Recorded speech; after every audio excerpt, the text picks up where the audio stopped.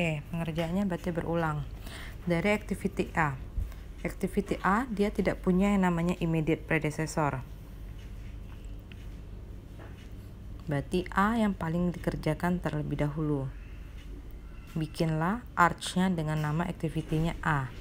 Penomoran lingkaran juga seperti itu. Ini bisa dibuat lingkaran 1 dan ini buat lingkaran 2. Kemudian activity selanjutnya yaitu activity B. Activity B dia tidak punya namanya immediate predecessor. Berarti kita boleh buat seperti ini. Lingkarannya, vertexnya diberi nama dengan nomor 3.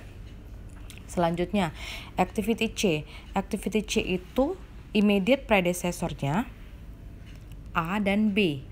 Kalau saya gabungkan A dengan B tadi, network kita salah karena mempengaruhi network activity-nya si D.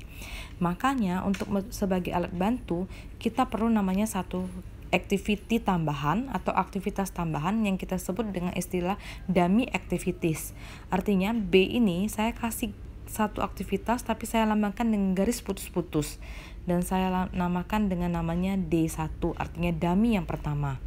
Kenapa panahnya ke atas? Karena saya mau menggabungkan kegiatan B, saya gabung dengan A sehingga menghasilkan satu activity baru yang namanya activity C. Ini lingkaran nomor 4. Oke, kemudian activity D. Activity D sebelumnya hanya A saja kan? Artinya gini. Kalau gambarnya seperti ini B ketemu dengan A hasilnya C.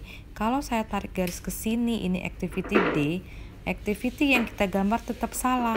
Karena kalau dilihat dari sini D itu aktivitas sebelumnya yaitu A dan B.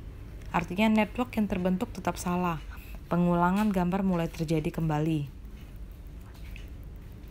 Jadi saya sarankan tiap kali menggambar network bikin jarak space yang sangat besar sehingga namanya tidak bertumpuk. Oke, kita ulang kembali. Oke, saya ulang kembali dengan node yang pertama. Oke, node pertama kita startnya dari 1. Activity A tidak punya immediate predecessor, maka di sini kita buat kembali ini A. Dia yang paling duluan. Kemudian kita punya satu lagi activity, namanya activity B. Dia juga tidak punya immediate predecessor.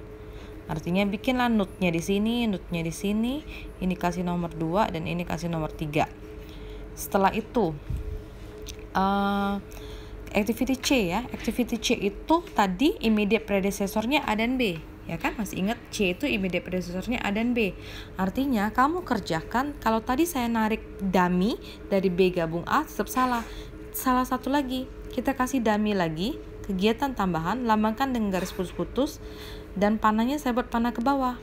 Kenapa buat panah ke bawah? Artinya nanti A dia bergabung dengan yang namanya B dan kegiatan ini kita sebut dengan dummy pertama. Oke, A ketemu B, jadilah satu aktivitas yang namanya aktivitas C. Node-nya kita punya node yang namanya nomor ke-4. Lanjut, activity D. Activity D, immediate predecessornya itu A. Oke, so jadi sudah A, kita kasih panah. D. Sekarang cek benar nggak? D sebelumnya A, benar kan? Nggak masalah dummy karena dia ke bawah. Kan A ketemu B jadinya C, sebelum D itu A. Kasih lagi nama node-nya node nomor 5. Oke, selanjutnya kita punya namanya activity A. Activity A, immediate predecessornya D.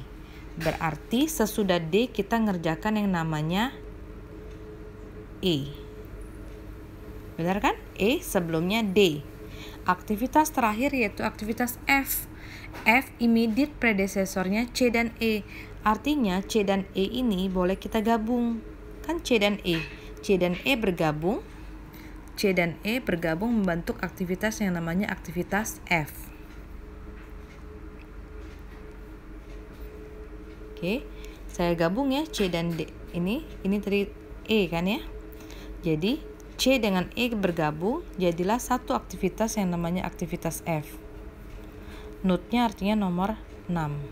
Oke. Penggunaan variabel dummy digunakan pada saat yang sangat kritis di mana tidak ada lagi cara lain baru kita pakai dummy. Jadi